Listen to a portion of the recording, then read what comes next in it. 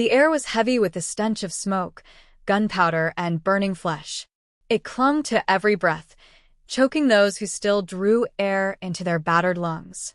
The battlefield stretched endlessly before Sergeant William Hartley, a scar carved deep into the earth by the hands of men who had long forgotten why they fought. The soil was no longer soil but a graveyard of shattered trees, broken helmets, and the silent, twisted bodies of men who had once carried dreams, families, and names. Now they were nothing more than shapes in the mud, absorbed into the earth like forgotten whispers. William tightened his grip on the rusted rifle slung across his shoulder, the weight of the weapon almost unbearable after endless marches and skirmishes. He trudged forward through the sludge, every step pulling at his boots as if the earth itself wished to swallow him whole. His legs trembled with exhaustion, but he pushed on, guided only by the dim instinct to survive one more day in a world where days no longer held meaning. For months, the war had been raging. Borders had shifted, empires had collapsed, and yet the killing continued without pause.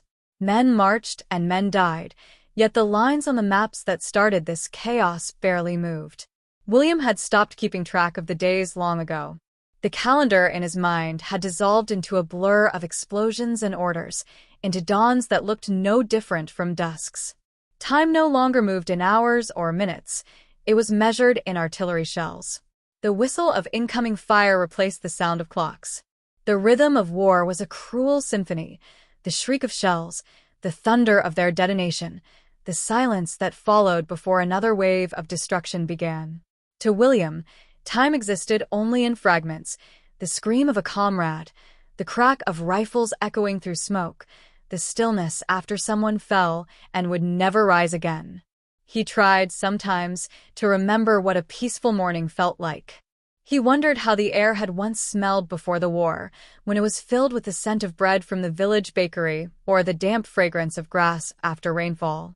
Now the air was thick with poison, and every inhale burned his lungs as if punishing him for surviving.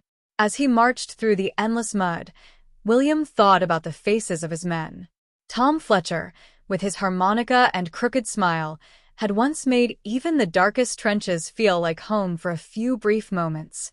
George Whitmore, young and full of hope, had spoken often about apple orchards and his mother's pies. And Captain Collins, always stern but steady, had been the rock that held them together.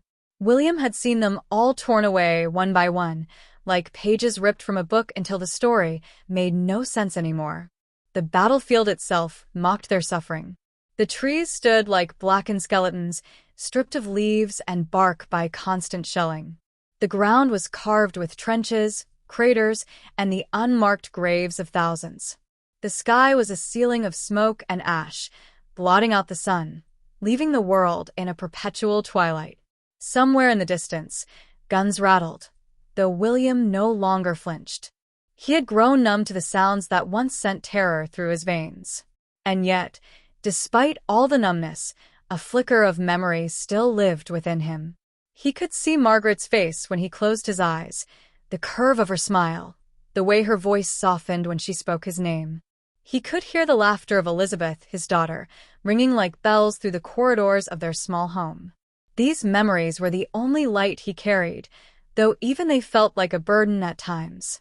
Hope could be cruel in a place where survival was uncertain. William had begun to wonder if he would ever return. Would he walk through his village again? Would he sit at the table with his family, sharing bread and stories? Or would he be one of the countless names engraved on a memorial stone, another ghost haunting the soil? The thought weighed on him more than the rifle at his side. The war, he realized, was no longer about nations or glory. It had become a machine, grinding down all who fed it. Men were reduced to numbers, to replaceable cogs, their humanity stripped away by the endless demands of generals who sat far from the mud and blood. Out here, in this wasteland, there were no heroes, only survivors, and even survival felt like defeat. William paused for a moment on a ridge, his boots sinking into the muck. He looked out across the battlefield, across the endless graves of men who had once laughed, loved, and lived. The silence between distant bombardments pressed against him, a silence filled not with peace but with absence. He gripped his rifle tighter, not because he believed in victory, but because it was the only thing left to hold. And so he marched on, step after weary step, into a future uncertain and a present that had already stolen everything from him. Before the war, William Hartley had been a schoolteacher, and in that quiet life, he had once believed himself content. He remembered the smell of chalk dust clinging to his fingertips, the squeak of the chalk against the board as he wrote lessons on history, literature, and poetry. His classroom was small, the windows often fogged with condensation in the winter, but to him it was a sanctuary, a place where young minds grew, where laughter echoed in the back row, and where the greatest battles were fought not with rifles, but with words, questions, and ideas. William had always loved history, though it troubled him as well. He would stand before his pupils and draw timelines across the board, explaining the rise and fall of kings, the endless march of empires, and the wars that seemed to repeat century after century. Often, his voice would grow solemn, and he would tell them, "Wars are remembered, but peace is forgotten. That is why men keep repeating history." The boys at the back would scribble notes or smirk at each other, not yet grasping the weight of his words. To them, war was something distant, confined to textbooks and faded illustrations. To William, it was a lesson he hoped they would never live to understand. Outside the schoolroom, his life was even simpler. His home stood on the edge of the village, a modest stone cottage with ivy climbing up its walls. His wife, Margaret, tended the garden with hands always dusted in soil, her hair tied back beneath a bonnet.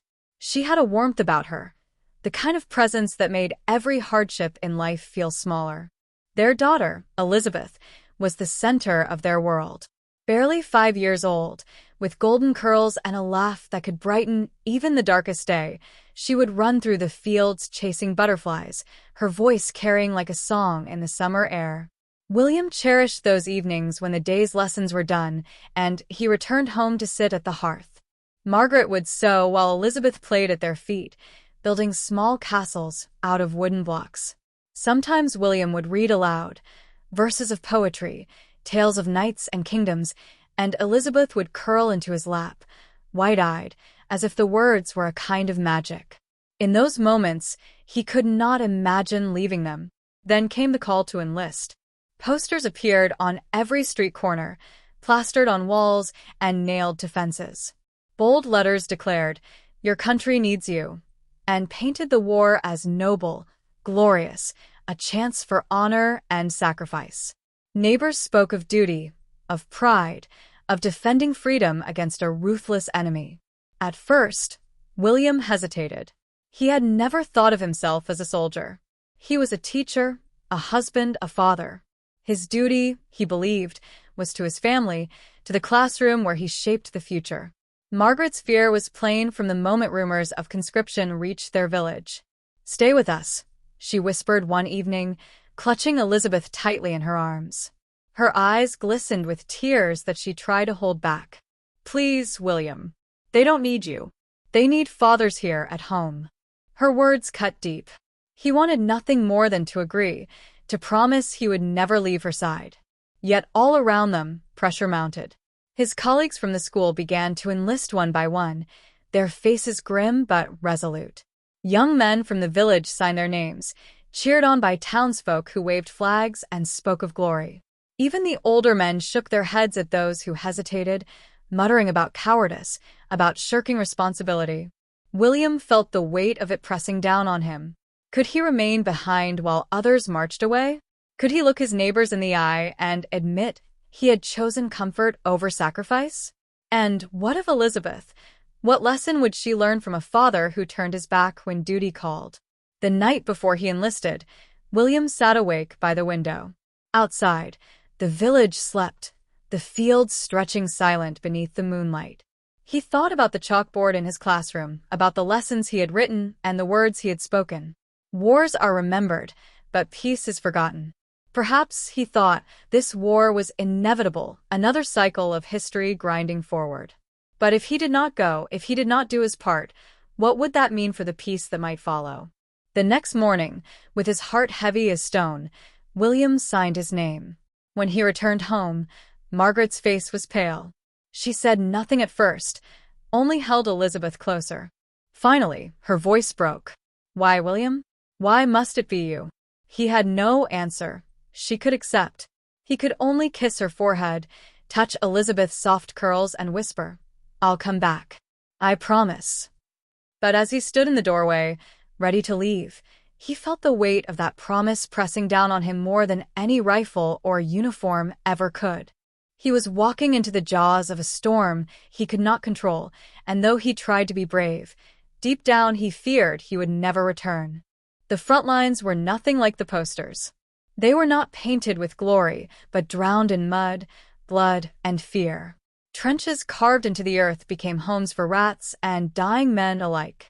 Rain turned the ground into swamps, and the bodies of the fallen were often left unburied, serving as grim reminders of what awaited everyone else.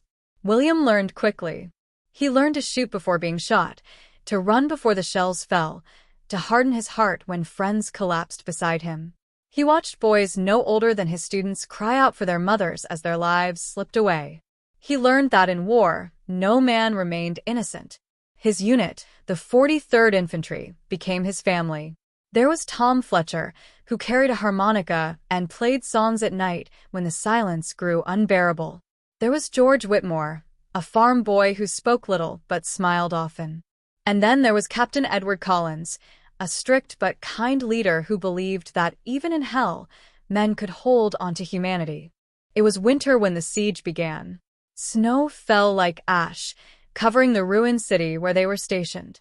The enemy surrounded them, cutting off supplies. Hunger gnawed at their stomachs.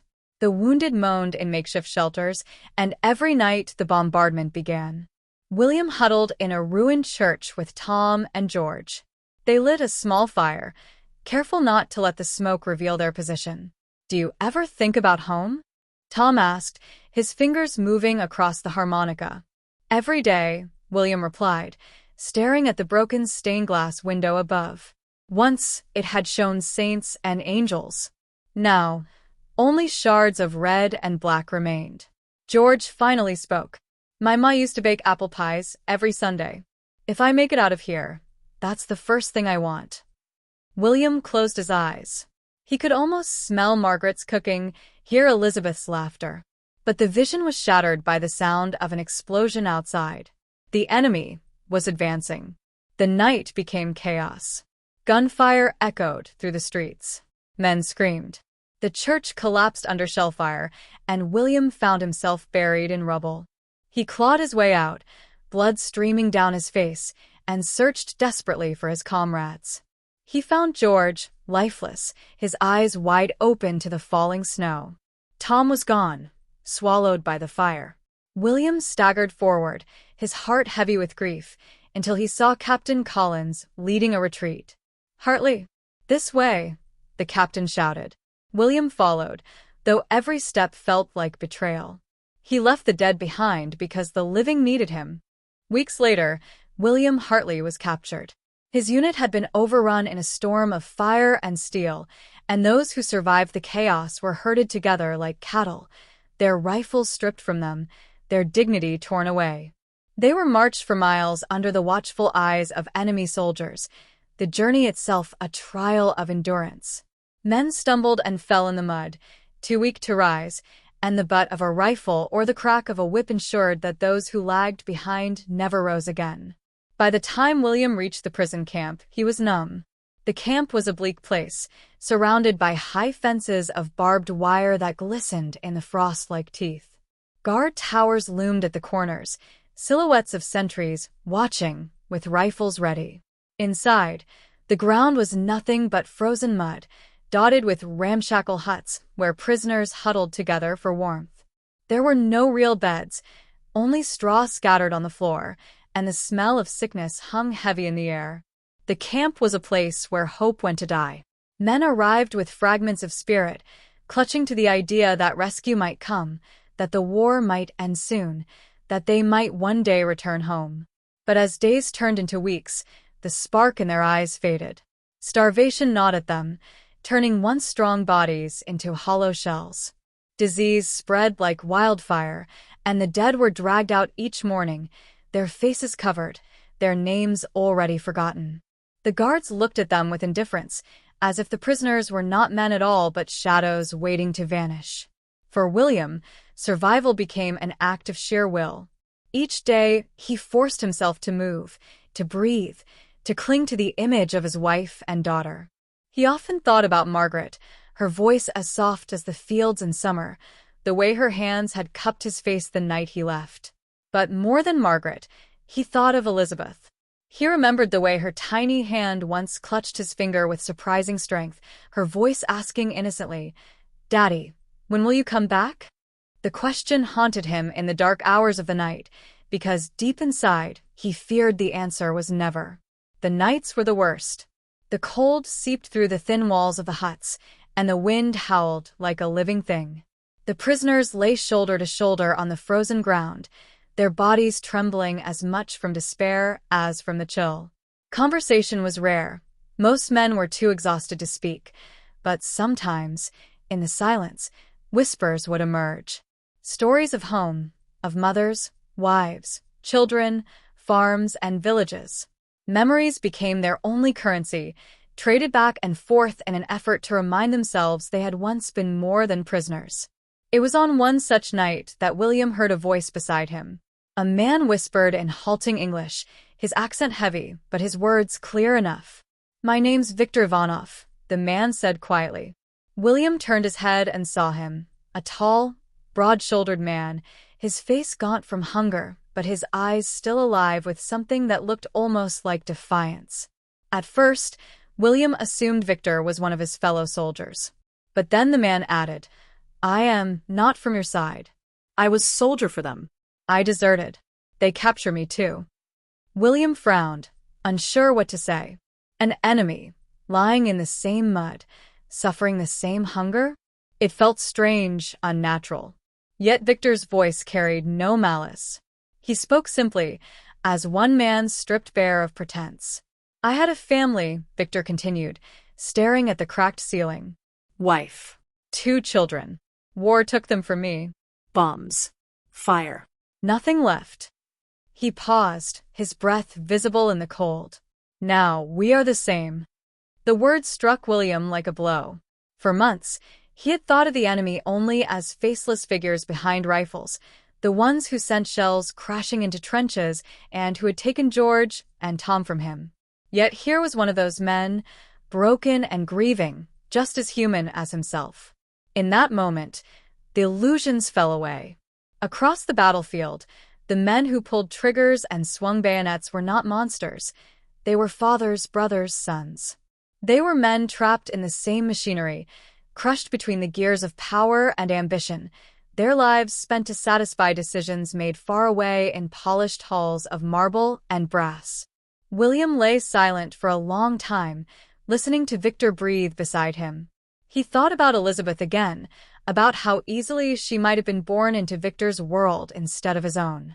He thought about how quickly war turned neighbors into enemies, how thin the line was between friend and foe. At last, William whispered back, his voice trembling, "I had a daughter too. She's 5. Her name's Elizabeth." Victor turned his head slightly, his expression softening. "Then fight to see her again," he said. "Not for your king, not for your country, for her." Those words, spoken in the dark by a man who should have been his enemy, gave William a strength he had thought lost.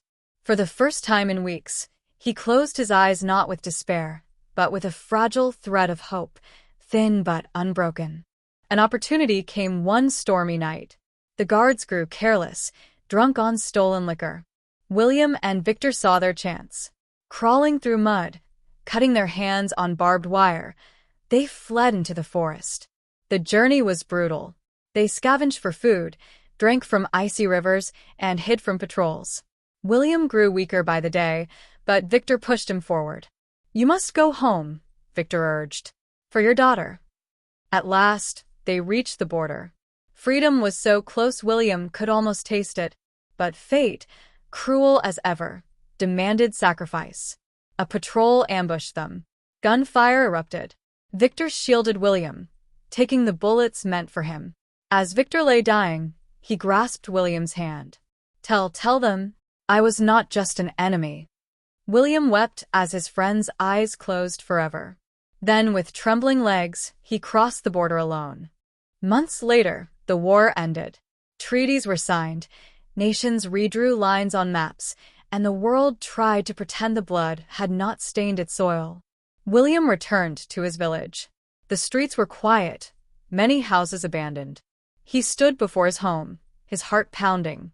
When the door opened, Margaret appeared, older, wearier, but alive. Elizabeth rushed out, her small frame leaping into his arms. "Daddy," she cried. William held her tightly, tears streaming down his face. He was home. He was alive. But he was not the same man who had left. At night, he sat by the fire, staring into the flames. He remembered George's smile, Tom's songs, Victor's sacrifice. He remembered the screams, the silence, the endless gray of the battlefield. Margaret touched his shoulder gently. "It's over now," she whispered. William shook his head. "No, it will never be over. Not here." He tapped his chest. Years later, Elizabeth asked her father to tell her stories. She wanted tales of heroes, of brave men who fought with honor. William looked at her innocent eyes and hesitated. Then he said softly, "War has no heroes, only survivors." He told her about friendship, sacrifice, and the price of hatred. He told her about Victor, the man who should have been his enemy but became his brother. He told her that peace must be protected, because once it breaks, the world burns. And though his voice trembled, he spoke these truths so that his daughter, and generations after, would remember not just the victories of war, but the silence it left behind.